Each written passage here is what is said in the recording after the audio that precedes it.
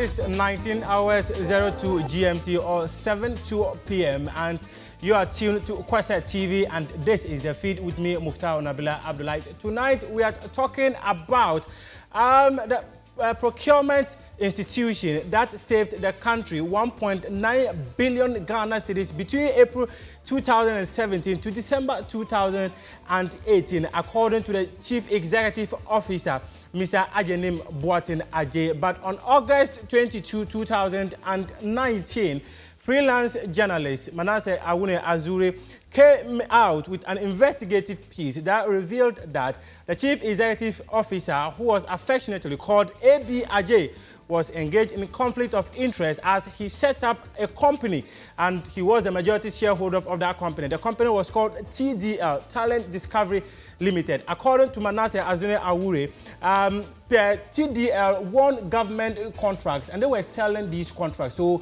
he named the investigative piece he did contracts for sale. The president of the country, Nana Addo Dankwa Akufo-Addo, took the decision to suspend A.B. Adjei and also asked Crash and then the Office of the Special Prosecutor to investigate him. Yesterday, he appeared before the Office of the Special Prosecutor and he said he has not sold any contract to anybody. So tonight we are asking the question whether the president of the country was just being unfair or he took harsh action by suspending A.B. Adjei, and also asking the Office of the Special Prosecutor to investigate him, and also that of Shraj. In the studio for us to do the discussion is Noah Nash, who is a broadcast journalist, and Wisdom Dodoy, who is a banker and entrepreneur. Good evening, gentlemen. Good evening.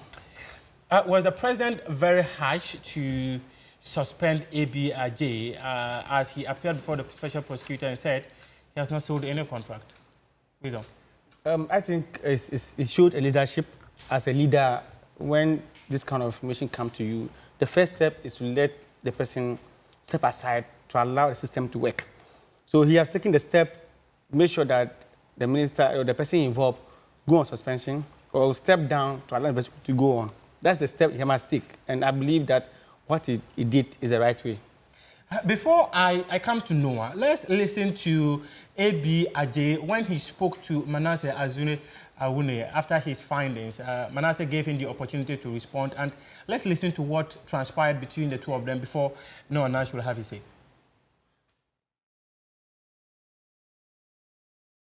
So A.B. Adjei, do you know of a company called Talent Discovery Limited? I do. Is it your company? No. So how do you know this company? It's a cousin of mine. Okay. We have information that this company has been brought here a number of times for approval, restricted tendering. Yes. Did it come to your attention? Yes. And what did you do about it? Yes, I did declare at the board meeting. You have evidence to show? Yeah. Today? No, it's there. It's in our minutes. Yes, but I'm saying if we want to find out. Yes, it's in the minutes, so you can always find out. Okay. And what's the name of this, your cousin? I wouldn't disclose it. You can have it if you want it. We have done our checks and it's not your cousin, but your name is on the registration document. It's not my cousin, he's my in-law, my brother-in-law. Your brother-in-law, yeah. And what's his name? I will not disclose his name. Francis Ahim. Yeah. And then you are the majority shareholder and also a director. I'm not a majority shareholder. I'm a director. A director and then 60% shareholding? No. It is 50-50. And who is the second shareholder? Just two of us. So it is your company? I have a shares in it. So if you was the company called Talent Discovery First, he said TDL was owned by his cousin. No. And when Manasseh said, per his investigation, he owns it, he said, no, it is rather his in-law. Manasseh, was he trying to cover up, did I say Manasseh? Sorry, Noah. Was he trying to cover up something? And per his posture, could he say that he was lying? I could say that in a quest like this, one can be very confused about how to respond to allegations of this nature. And I can give him the benefit of the doubt that possibly because is a subject of deeper concern. For instance, when a journalist will ask you, are you related to the person? Immediately, probably you may not be related, but because the relationship cannot be defined in another way. For instance, he can be related to him because of marriage. It doesn't mean that that's his brother, but it is a relationship. So he doesn't know his cousin and his in-law? So that's why I'm saying that when a journalist poses a question like this, you could get confused, and I can pardon him for that. And I can feel that maybe he's virtually confused about what exactly Manasseh wants to arrive at and what would be the next follow-up question, because he wants to play smart in terms of responding to the question. And it happens most often, especially most of us who interview people, especially when we travel and they see that you are investigating a case, then it makes it a bit difficult to respond to you straightforward. Wisdom, per what you were even laughing whilst listening to him. Why would he be confused at his stature, having been investigated by so many people, having been the person who has saved the country 1.9 billion Ghana cedis between April 2017 to December 2018? Why would he be confused between his cousin and his in-law? It's very unfortunate that he's so confused. It's part of human life. Sometimes you find yourself in a situation that there's nothing you can do than to get fumbled. And I'm sure because of Manasseh's presence alone, it's even another. He's a known journalist, so he being there to interview him alone is a factor that can give you a lot of headache. And sometimes it's very difficult to get the truth. That's why he's going on and off to get the actual fact. I'm sure he didn't think those questions would come. So he can't tell him to go and come back. So you have to say something. So he's confused and you have to say that. I'm sure that's what led him to say all that he said. Look, okay. It also depends on how the conversation also started. If you start a conversation which is quite a friendly one, yes, where you ask a question like, you are the director of so-and-so, and you talk about the work. Yes. When he is responding, you realize that his appetite is better to respond to questions like this. Yeah. But what I have seen with the video I've watched, I could tell you for a fact that his appetite was not there. No. He was so excited about the conversation. Of course. About saving the country 1.9 billion Ghana cedis. As the only person who has done that, he will be very excited. The next line of question will not have an appetite for. So it was the duty of the journalist to start the conversation that will get him excited before he took him to a point he felt was murky.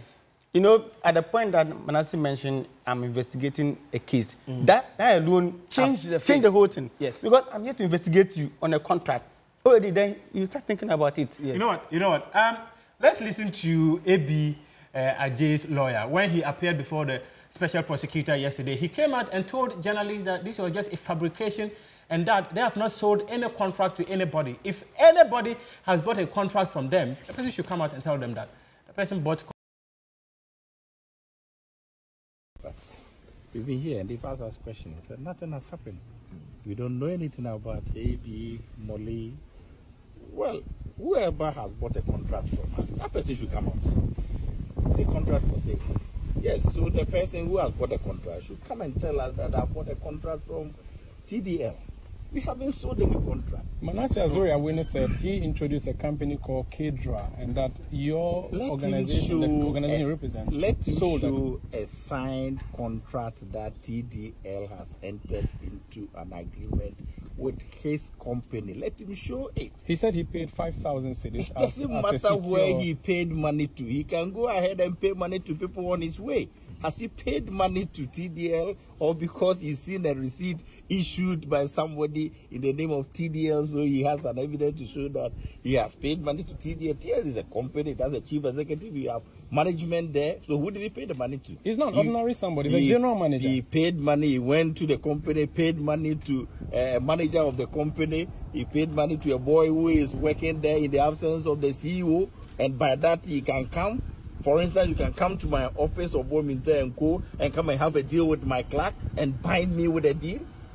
You understand?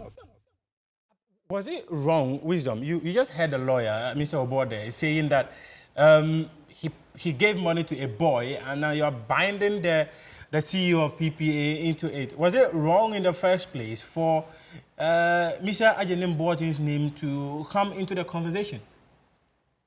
I don't understand how it came in the bed.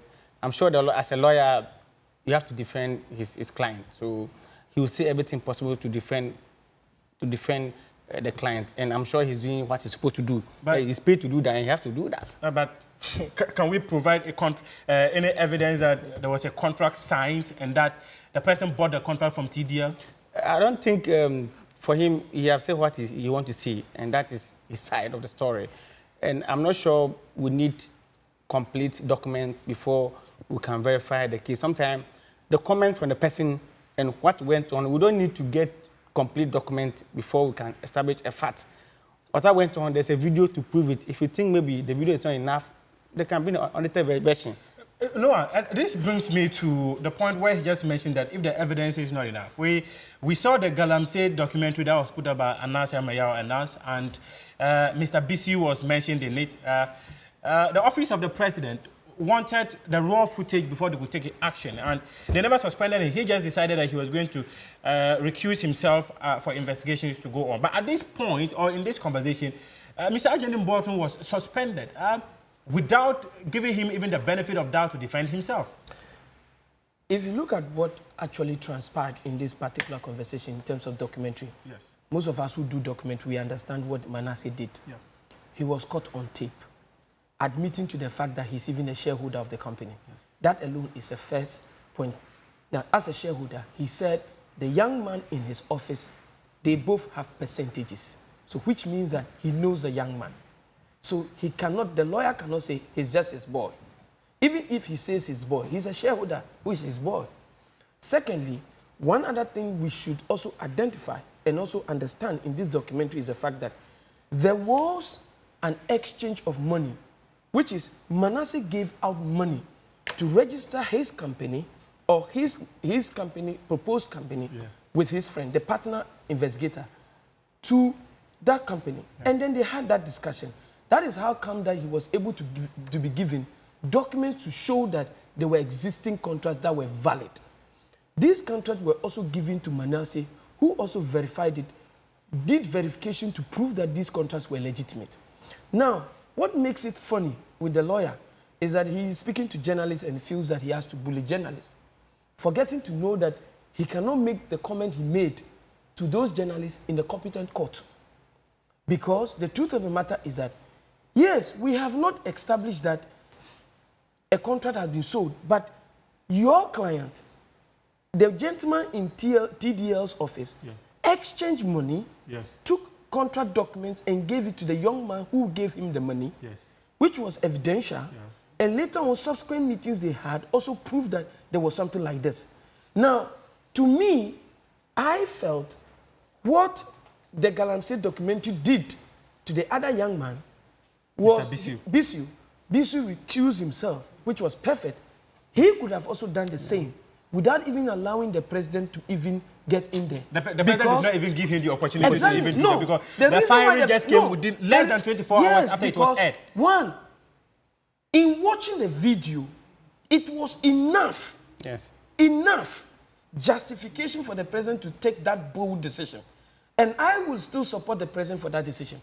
I would have called for an outright dismissal and called for a prosecution, which would mean that there will be a full-blown investigation, yeah, which will be more of a forensic audit, yeah, of the company and that of government.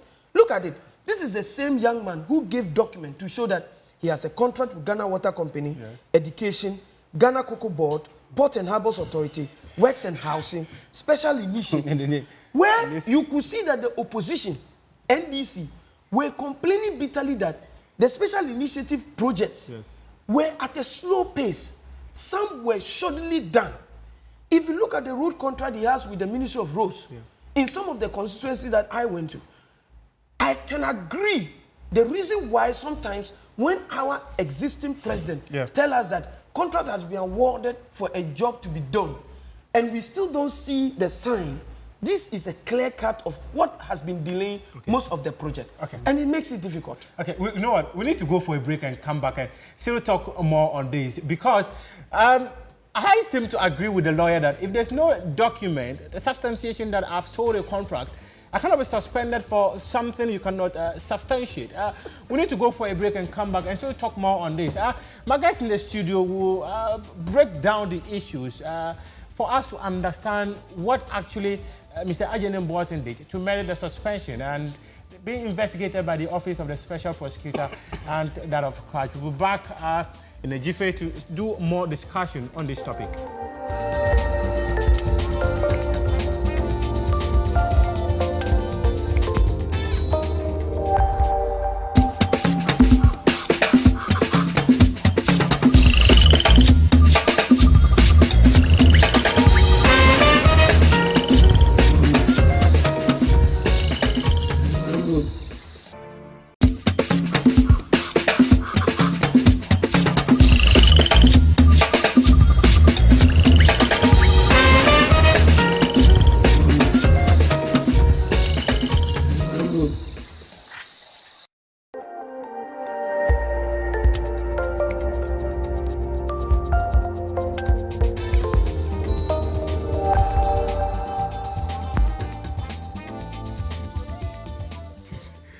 Thanks for your company here with us. This is the feed on Kwasa TV, and I am Mufta Nabila Abdulai. Tonight we are asking the question whether the president was right to suspend the PPA boss, that's Mr. Adjenim Boateng, following a documentary by freelance journalist Manasseh Azure, who said that the PPA CEO, Mr. Adjenim Boateng, set up a company after he was named the CEO of PPA, and that company, called TDL, Talent Discovery Limited, was winning government contracts, and a company that has been in existence for less than 2 years. How come they were able to win major contracts? And because they cannot execute these contracts, they decide to sell them to make more profit to other companies to get the job done. And wisdom, why would we give a contract to a company that doesn't even have history of getting some of these things done? I'm sure that's why we have contact, and he might have connection. That's why you win there. Because other than that, if you don't have any connection, you can't get this done. Because you go to a proper process. Look at the institutions that Ghana Water Company, the Ghana Education Service, most of these companies, when you have contact, you don't go to all this non-process. That's why that's the reason for the contact. I know you, and I believe that you helped me get this. I don't want to go through the whole process anymore, and that's what it happened to everybody's life. I'm sure we are all the system, and we the human being, we are all corrupt in one way or the other. It's just that he is caught. That's why he's out. But everybody's corrupt. So are you saying that all of you seem to justify the government's decision to suspend him when his lawyer? Now, we need to listen to his Mr. Adjenim Boateng once again, and then we'll come back to the studio and talk more on this.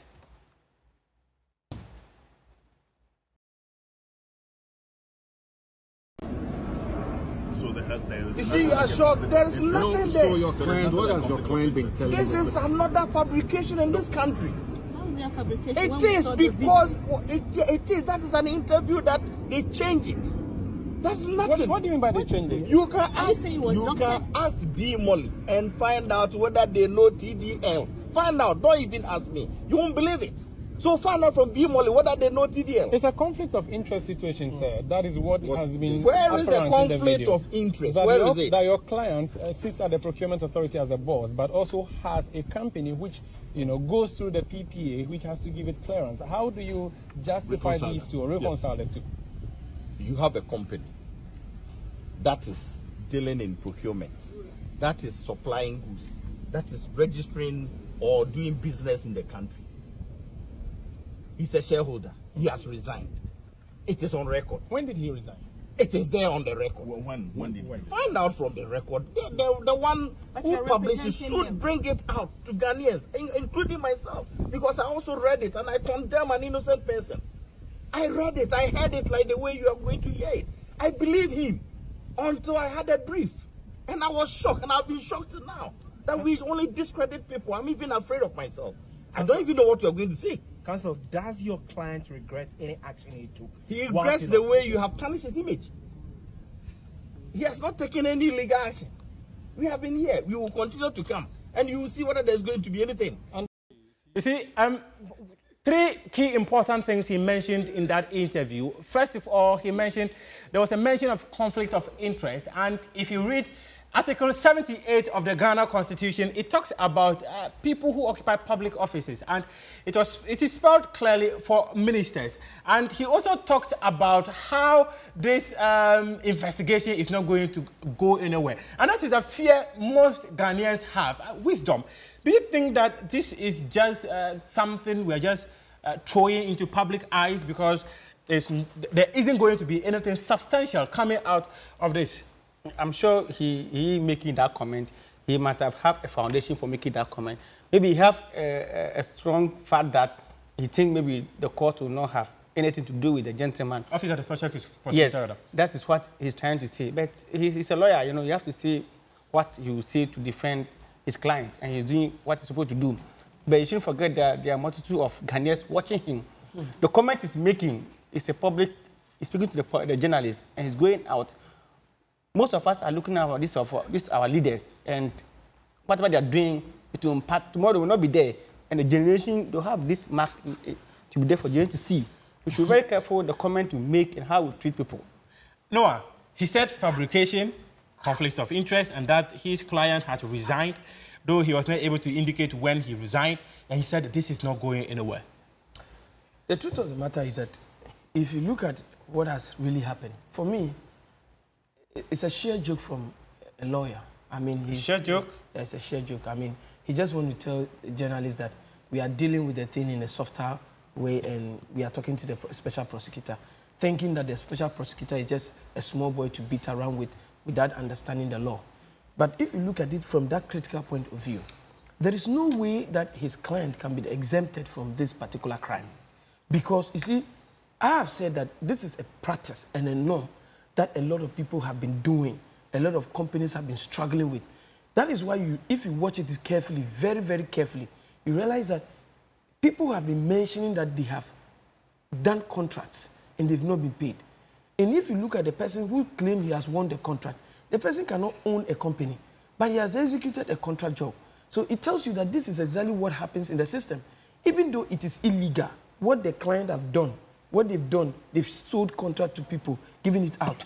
You see, normally it is not illegal to sell a contract. Listen, it is illegal to sell it in entirety, but you can sublet it. Sublet means, look, I remember very well when I was working with a road construction company. Yeah. There was a huge hula balo where in Joe Gidisu's constituency, Joe Gidisu was then the minister. Road leader was the one constructing the road. People said they wanted jobs. So because of that, road leader had to create a job that a subcontractor, which is a local contractor, could gain from. Road leader is a foreign company that is doing that job. So it happens that you can sublet. But what is currently happening, what we've seen in that video, it's not subletting. It is outright sale of a contract because the person must execute it. That is why he was cautioning the young man that start your process, go and grade the place, push your equipment there. And when you push your equipment there, and even they will, one month or 2 months, then they will know that you are coming to do your job. They won't take it away from you. Okay, thank you. Why would you be thinking like this if you're not doing evil? Thank you very much. And wisdom. Let's wrap up this conversation. And I think, do you think that there is going to be a better outcome of this investigation that will deter others? I think special prosecutor must show respect and must show that he has experience. He has to provide enough to show that, okay, this is the evidence. We can't just come out and say, okay, oh, after watching the documentary, nothing has happened, and that's the end of it. No. If the layman can watch the documentary and say that this has happened. And this is a law that is not supposed to work, not the court of public opinion. See, one key thing, this thing will take forever and we'll forget about it. We Ghanaians, that's why we are. By the next 2 or 3 years, this is the system. And, you can't force them. You can't force them to do it within 2 days. Within 1 year, if nothing happened, that's why we've forgotten about it. Okay, then we'll move on. No, your final word. My final word would be that we need to get the PPA board to be dissolved. That's one. That is what the minority is calling for. And we also need to get a proper evidence to really do this job, because honestly speaking, based on what the lawyer is saying, it means that there will be a lot of documents that will be hidden that the special prosecutor will find it very difficult to manage. Yeah. And in that process, that will be... So anybody who feels, like the lawyer was saying, if you have bought contract from them, please bring it out. Even though I think this is what government must do, is that governments must waive out. Because it's also criminal. Those who have also purchased it can be prosecuted. Just summarize the point. So for me, I think government must waive out and encourage people to come out with those documents so that we can use it as evidence to punish these two individuals. It's impossible. There's a huge responsibility on the Office of the Special Prosecutor. This is one of the cases that they clearly said they were already investigating before Manasseh came out with his evidence.